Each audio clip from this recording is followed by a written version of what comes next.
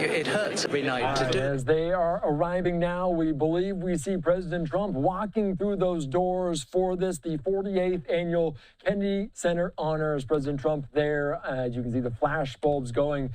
They're in hand with First Lady Melania Trump. We'll see if we get any questions from him, because plenty of questions. Some fun tonight from reporters there on hand for this. Before he takes the stage as the MC, the host of this event, let's just listen in here briefly live if we get any kind of candid moments from the president in Washington, D.C.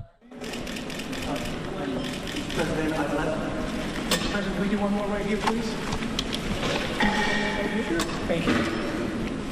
Here we go. 1, 2, 3. Thank you so much. Thank you. Mr. President, right here, if you don't mind. Sir, this is one of the most prestigious nights in American arts, and you are hosting, I understand, tonight, the first president to do that. What does this mean to you personally, also as the chairman of the Kennedy Center? Well, it's very exciting being chairman, but maybe more importantly, saving this incredible structure and building and concept.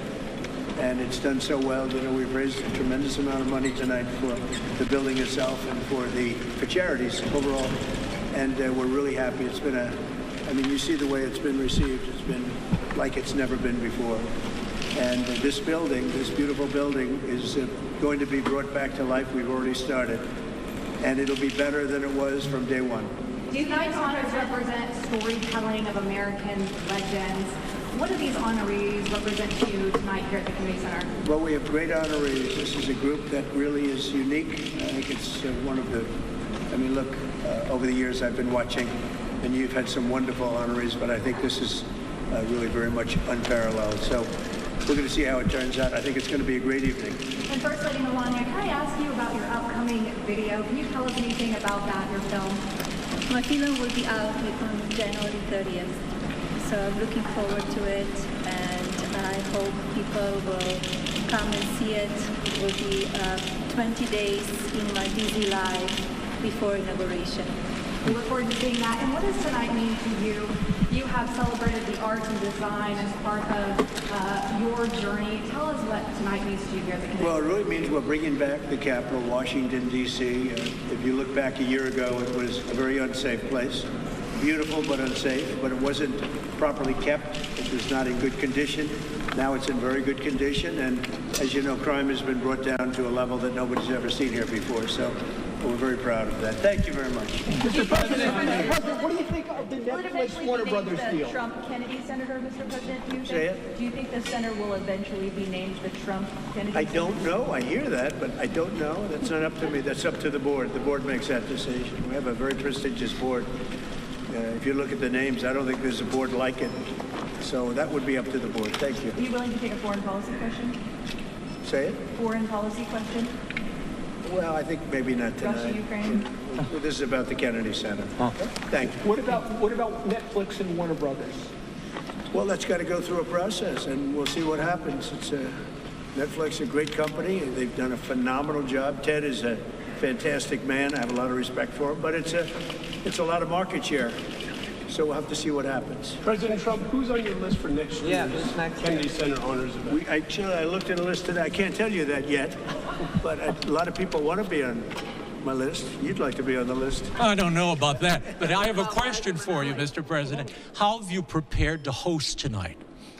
Well, maybe I haven't prepared. Maybe you want to be a little bit loose.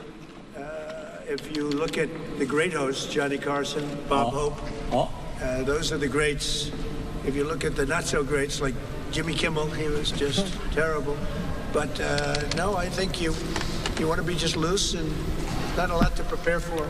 I've been asking. You know what you have to be? You have to be yourself. I've been asking your cabinet tonight, is this going to be more Johnny Carson or Don Rickles? Well, Don, I knew them both, and they were both great guys and friends of mine. Both difficult, very difficult, but great. I mean, I was really very close to both of them. You can't compare them. They were very different. Why did you want But Johnny Carson, for hosting, was top of the line. President Trump, Jesse Waters has a question for you. What was your favorite moment of 2025? It was a big year. I think when Jesse Waters interviewed me. It was such a phenomenal interview. He's a great guy, and you're a great guy. You're doing a very good job out there. I'm proud of you. Thank you so much, President Trump. Who is on your naughty list this year?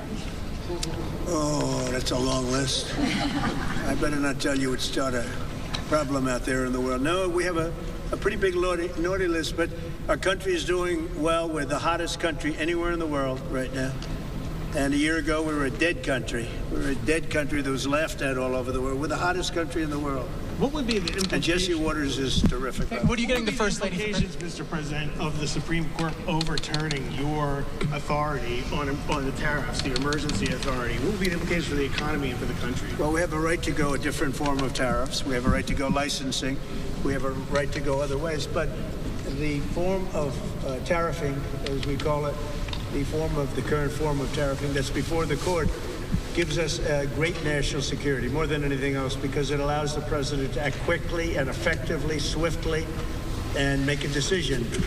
And as you know, I ended 8 wars. We're trying to end a 9th. We thought this would be maybe one of the easier ones. We just did Rwanda and Congo.